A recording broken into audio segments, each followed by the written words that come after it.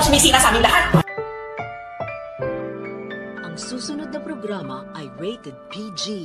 Ito ay nangangailangan ng patnubay at gabay ng magulang para sa mga batang manonood.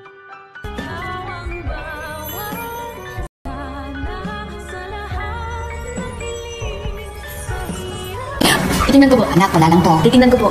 Okay naman pa. Bagay na bagay talaga itong si Carlos at si Moira dahil kung makaasta ang dalawang ito ay akala mo mga perfect at sila pa talaga itong may lakas ng loob na maggalit-galitan. Ikinagagalit ng bulol at uutal-utal na si Carlos ang kissing scene daw ni Lynette at ni Robert.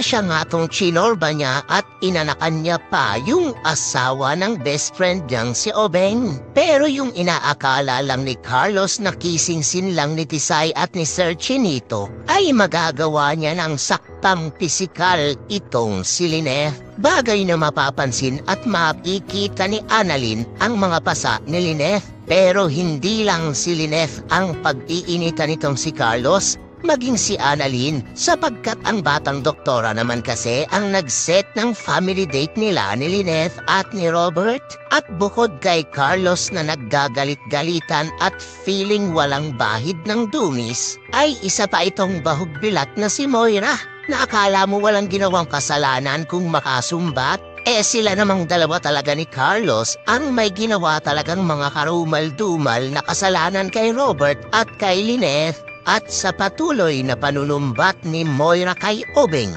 ay masasampal ni Robert ng napakalutong si Moira. Ayan, buti nga sa'yo, garampingat ka kasi, haha, Char. Kaya naman kung nais mo rin na palayasin na ni Robert si Moira sa Apex at ipalit niya si Lynette at si Annalyn doon, ay huwag mo naman kalimutan mag-like, share, and subscribe, and please hit the notification bell. Salamat sa panonood.